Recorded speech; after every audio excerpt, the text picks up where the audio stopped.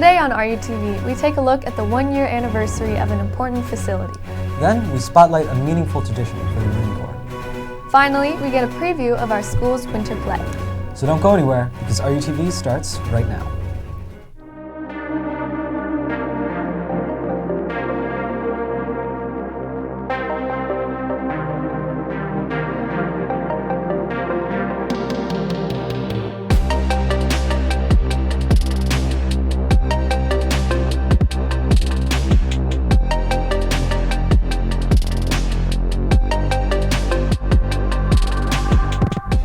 Good morning, Seahawks! Today is Friday, December 1st. I'm Addison Miller. And I'm Ty Eberhardt. We hope you had a restful Thanksgiving break and are ready to finish the year strong. We know this time of year can be stressful. For those struggling with mental health, it's always important to get the support you need. Thankfully, there are places like the Alve facility that provide free services for anyone aged 12 to 25. Let's go take a look at their one-year celebration.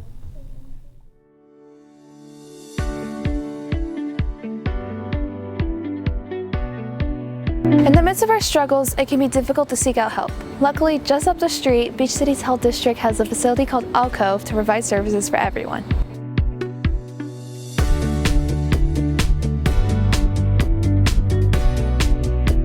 Alve is a safe space for young people ages 12 to 25 to come in and hang out with friends or study or get one of the many services that we offer here. Alve is really specifically catered towards young people in a lot of different ways. The setup of Alve, it's really open. There's lots of colors, so it's appealing to the eyes, and it's a really comforting area. There's a lot of people here that come in, and they are all sort of a community, which adds to the appeal for young people. On November 18th, Alve celebrated 1 year of mental and physical health support. Its first birthday was held at the Alve facility, and it featured free activities like painting and drawing. There was also live performances by young people in the beach cities. Being open for a year has really been cool, seeing every young person coming in, so those wanting to access services, those wanting to come have a safe space to come be and hang out with others, and then getting everybody the support that they need and really making it their choice as far as whatever they're interested in accessing here too. So we're located at 514 North Prospect Avenue, so just down the street from RUHS, and we're open on Tuesdays to Fridays from 1 p.m. to 7 p.m. and then Saturdays from 10 a.m. to 2 p.m. So you can just drop in whenever we're open. For RUTV, I'm Charlotte Reese, reporting.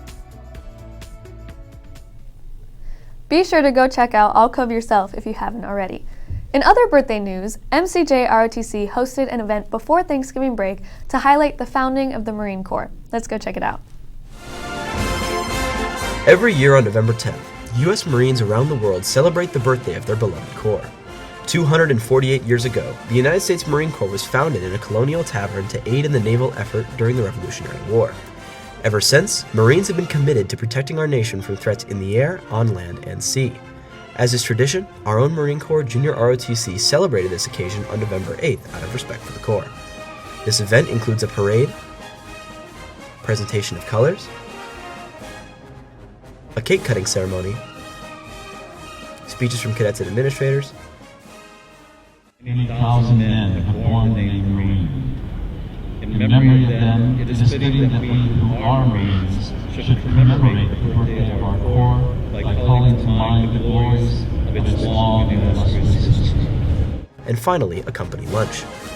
Cadets take many months to prepare for the event, drilling hard and coordinating logistics, as the event itself is a practice of their skills as leaders and members of the team. This is Luca Richardson reporting. Back to you in the studio. Wow, lots of great celebrations going on recently. Speaking of celebrating, let's go check out how sports is doing.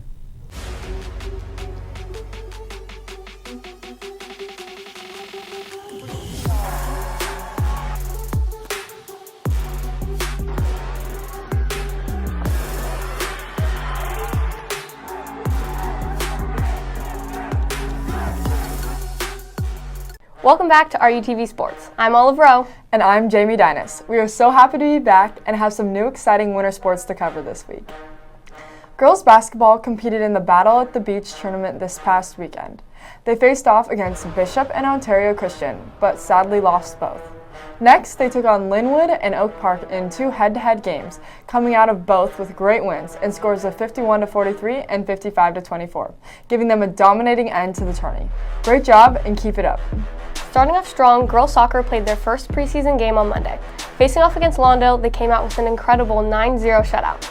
Our very own sophomore Mackenzie Baird had the first goal of the game with an assist from junior Delaney Corcoran. Both girls soon after locked down 2 goals each, as well as sophomore Abby Bossy also walking away with 2 goals. They play South Torrance at home on Monday, December 4th at 3:30, so be sure to come out and show some support for our girls. Boys soccer also came out with a great win against Bishop Montgomery, beating them 3-1 with 2 phenomenal goals from senior Aiden O'Brien and 1 from senior Caleb Moore. They played an outstanding game both on offense and defense, starting off the preseason strong. They play West Torrance right down the street tonight at 5 o'clock, so be sure to come out and support our boys as they take on West High. Boys basketball played in their first tourney games this past week, facing off against Foothill and Grant, sweeping both teams with a score of 75-51 and 86-38. Sophomore SJ Madison had a great performance, earning MVP with 15 points and 5 rebounds. They play tonight against Valley Christian, so show up and show out to support our boys. Our boys wrestling team competed at the South Spartan kickoff this past weekend. They had a great performance, coming out 6 of 31 teams, as well as having 8 of the boys qualify for placements. Girls wrestling also competed over the break at Pacifica High School, with all 3 girls placing. Faith Bree and Rhea Shugo placed 3rd, alongside Kinsey Conrad, who took home the championship and the tourney MVP. Great job to all of our wrestlers. With cross-country season coming to an end, our boys and girls ran at the CIF Southern Sectionals Finals on the rain courts at Mount Sac Community College. Junior Adam Divinity adds another record to the books, running 14:20 for 3 miles, placing 7th out of 118 runners, and advancing to state. Unfortunately, the rest of our boys fell short as a team, while the girls barely slipped by, placing 7th and earning themselves a spot at state. Up at Woodward Park in Fresno, our girls placed 12th out of 21 teams, and in her last cross-country race for Redondo, Lila Fillo ran 18:14, placing 25th. Alone in his race, Adam Divinity ended up running a 16:20, bringing an unfortunate end to his season. Congrats to all of cross-country on a great season. That's all for this week. Amazing job to all of our student athletes, and go Seahawks! Congrats to all of our athletes. What a great week. As for our performers, this upcoming weekend, RUHS Theater Arts is presenting its winter play, Lost Girl. Let's go to reporter Cameron for more. Everybody knows the story of Peter Pan, but whatever happened to Wendy after returning from Neverland? The RUHS Theater Arts Department tackles this underrated story in their play, Lost Girl. Let's go check out how the cast and crew are feeling about this 6-week adventure.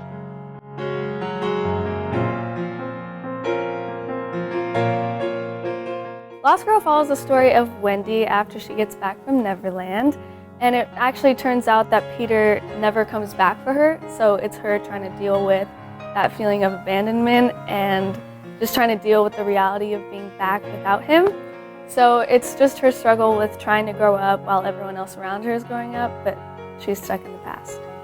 My favorite part of playing Slightly, it's not really playing Slightly himself, but just playing one of the Lost Boys, because the energy that the group of Lost Boys has on stage and off stage is just really, really fun, and I love being around them. It's just such a fun dynamic to have.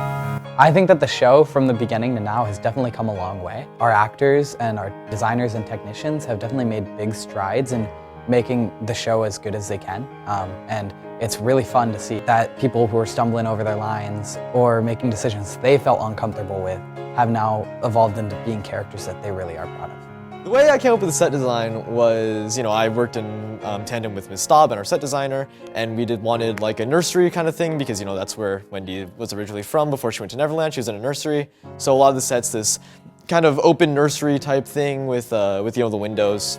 My favorite prop in the show is probably Kylie, a girl on our props crew's dollhouse, because it's kind of like that 13 going on 30 feel. Like you have like this dollhouse and it's still in her room and she still cherishes it so much even though she's growing up. My favorite part of the process is just getting to work with the cast and crew, getting to take a new piece that none of us have ever done before, make it our own. I'm very collaborative. I love working with the students and having their ideas heard.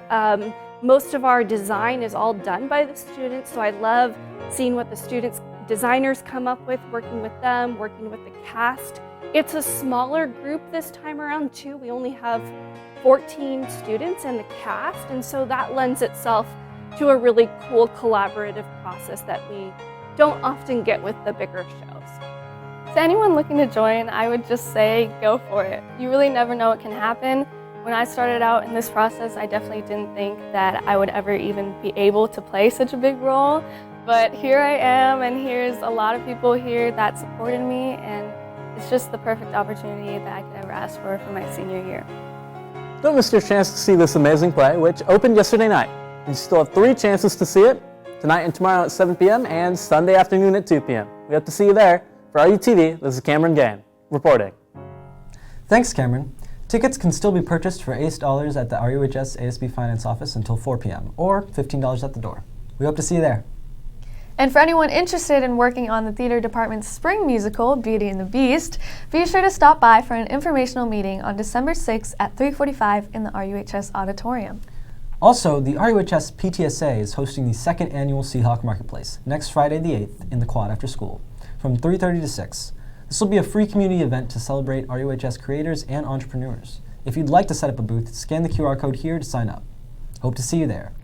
We also just want to take a moment to congratulate our mock trial team for an amazing season.